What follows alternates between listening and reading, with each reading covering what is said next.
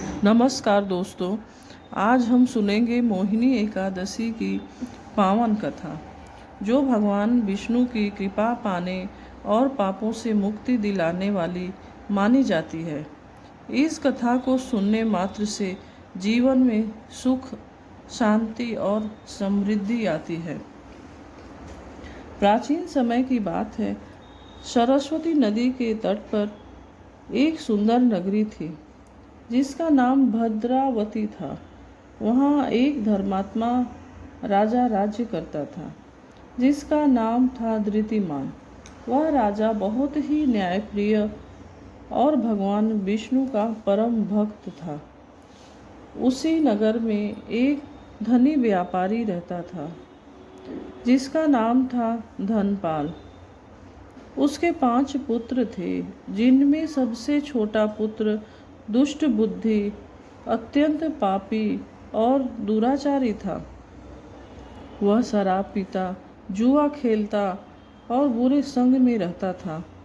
धीरे धीरे उसने अपने पिता की सारी संपत्ति बर्बाद कर दी। एक दिन उसके पिता ने क्रोधित होकर उसे घर से निकाल दिया। अब दुष्ट बुद्धि दर दर भटकने लगा। भूखा प्यासा जंगलों में घूमते हुए वह अत्यंत दुखी हो गया। उसने अपने जीवन में किए गए पापों पर पछतावा करना शुरू किया।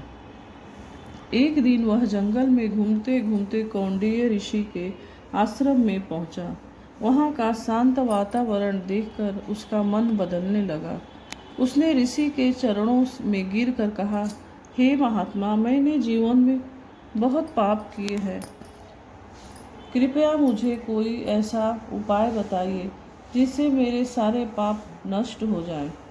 ऋषि ने उसकी करुण अवस्था देखकर कहा, वत्स, वैशाख मास की शुक्ल पक्ष की एकादशी को मोहिनी एकादशी कहते हैं।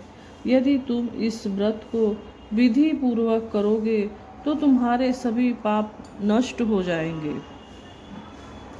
दुष्ट बुद्धि ने पूरे श्रद्धा और भक्ति के साथ मोहिनी एकादशी का व्रत किया। उसने दिन भर उपवास रखा, भगवान विष्णु का ध्यान किया और रात्रि में जागरण किया। उसकी सच्ची भक्ति और पश्चाताप से भगवान विष्णु अत्यंत प्रसन्न हुए। मोहिनी एकादशी के प्रभाव से उसके सभी पाप नष्ट हो गए। उसके मन शुद्ध हो गया और मृत्यु के बाद उसे वैकुंठ लोक की प्राप्ति हुई। इस प्रकार मोहिनी एकादशी का व्रत करने से मनुष्य के सभी पाप नष्ट हो जाते हैं और उसे मोक्ष की प्राप्ति होती है। इसलिए हमें भी इस पावन दिन पर व्रत, पूजा और भगवान विष्णु का स्मरण अवश्य करना चाहिए।